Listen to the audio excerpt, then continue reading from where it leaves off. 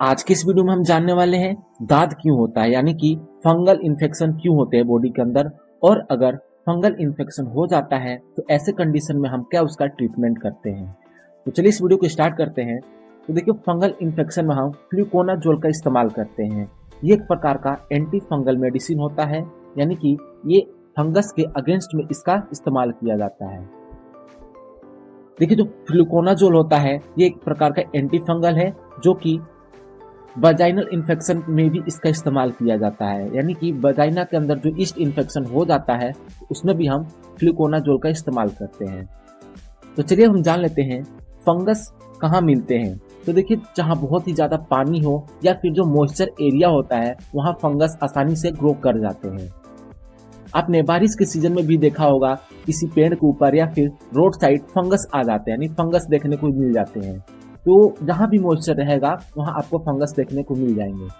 लेकिन कुछ जो फंगस होते हैं वो हमारे बॉडी के लिए बेनिफिशियल होते हैं, यानी कि उनसे हमें न्यूट्रिशन भी मिलता है। जैसे कि मशरूम आपने खाया होगा या फिर आपने देखा होगा, जो मशरूम होता है एक प्रकार का फंगस ही होता है, लेकिन ये हमारे लिए बेनिफिशियल होते हैं। लेकिन कुछ ऐसे भी फंगस होते हैं जो कि हमारे बॉडी के लिए बहुत ही हार्मफुल होते हैं, जिनके कारण हमें रोग भी हो जाता है। जैसे कि कैंडिडा, ये एक प्रकार का फंगस है, इसको हम ईस्ट के भी नाम से जानते हैं। तो चलिए अब हम इनसे होने वाले रोग की बात कर लेते हैं। तो देखिए, जो ओरल थस होता है, यानी कि जो हमारी जीभ होती है उसके ऊपर फंगल इन्फेक्शन हो जाता है, ये होता है फंगस के ही वजह से।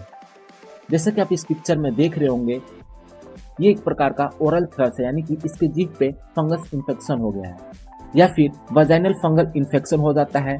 तो देखिए, ऐसे कंडीशन में हम फ्लूकोनाजोल टैबलेट का इस्तेमाल करते हैं। साथ ही अगर रिंग वॉर्म यानी कि दाद हो जाता है तो ऐसे कंडीशन में भी हम फ्लूकोनाजोल का ही इस्तेमाल करते हैं। आपने कभी देखा होगा, जो पैरों की नाखून होती है उसके अंदर भी फंगस इन्फेक्शन लग जाता है, यानी कि नाखून के अंदर भी फंगल इन्फेक्शन हो जाता है। या फिर एथलेट्स ऑफ फूड, आम भाषा में कहते हैं उंगलियों का सड़ना, यानी कि जो पैरों की दो उंगलियां होती हैं उनके बीच में क्या होता है, सड़ जाता है। तो ये एक प्रकार का फंगल इन्फेक्शन होता है। या यूटीआई इन्फेक्शन, यानी कि यूरिनरी ट्रैक फंगल इन्फेक्शन हो जाता है, तो उसमें भी हम फ्लूकोनाजोल का इस्तेमाल करते हैं।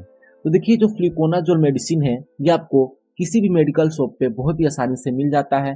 तो चलिए हम जान लेते हैं कि मेडिकल शॉप पे आपको किस किस नाम से, यानी कि कौन कौन से ब्रांड से मिलता है। तो देखिए, फ्लूका 150 के नाम से भी मिलता है, फ्लूवीट या फिर फास्ट फ्लू 150, AF150 के नाम से आपको आसानी से किसी भी मेडिकल स्टोर पे मिल जाता है। तो अब हम बात कर लेते हैं इसकी डोज क्या होती है और इसकी ड्यूरेशन क्या होती है।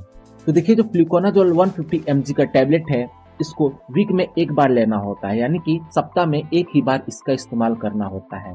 और ये जो मेडिसिन है खाना खाने के बाद लेना होता है, और कितने दिन तक लेना होता है ये आपके इन्फेक्शन के ऊपर डिपेंड करता है, जो कि डॉक्टर देख के आपका ड्यूरेशन डिसाइड करते हैं। तो अब हम जान लेते हैं कि मेन रीजन क्या है फंगल इन्फेक्शन होने के लिए, यानी हमें फंगल इन्फेक्शन क्यों होता है, इस चीज़ को जान लेते हैं।